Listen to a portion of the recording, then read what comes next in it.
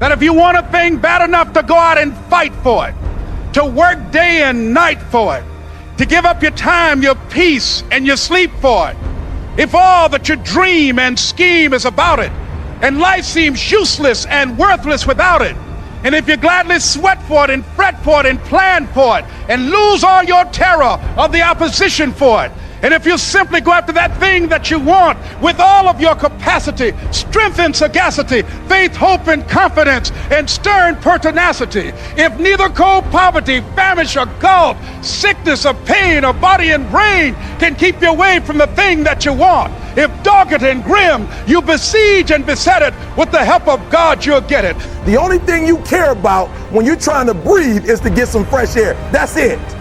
And when you get to the point where all you want to do is be successful as bad as you want to breathe, then you'll be successful. And I'm here to tell you, number one, that most of you say you want to be successful, but you don't want it bad. You just kind of want it. You don't want it badder than you want to party. You don't want it as much as you want to be cool. Most of you don't want success as much as you want to sleep. Some of you love sleep more than you love success. And I'm here to tell you today, if you're going to be successful, you got to be willing to give up sleep. The hour is now. I am your replacement. I am coming for the throne. I am coming for every room that you locked me out of. Every realm that I step into, I will dominate. You cannot listen to the naysayers. Imagine, you go from studio executive to studio executive, from agent to agent, from manager to manager, and they all said exactly the same thing. Now that's very encouraging, isn't it? But you know something? I didn't give a shit.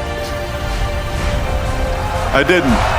Because I believe that I can be a leading man. You know, they say new levels, new devils.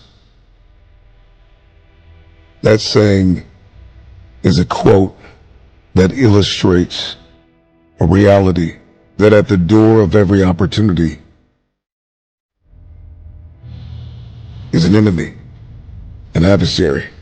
There will be adversity. Just because the door's been opened doesn't mean that everybody's going to want you to walk through it.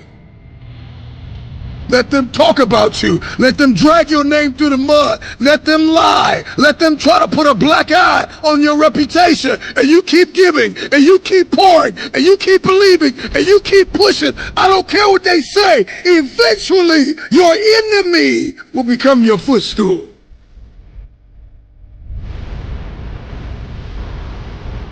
Pray for your enemies. Probably sometimes more than you pray for yourself. Don't pray for me. You pray for my enemies. Because they're the ones who need it the most. My enemies aren't willing to do what it takes. And they wonder why I'm ahead. I'm ahead because I have the consistency. And my enemies aren't built like that, my friend. So you pray for my enemies. They don't know the pain that we went through to make it through. I pray for my enemies. Any man that stand against me. Because my enemies would rather sleep than grind. My enemies would rather lay down than get up and fight. My enemies would rather talk junk for the rest of their life and look at me like I'm crazy because they don't understand the work. They don't understand the grind, my friend. So you pray for my enemies.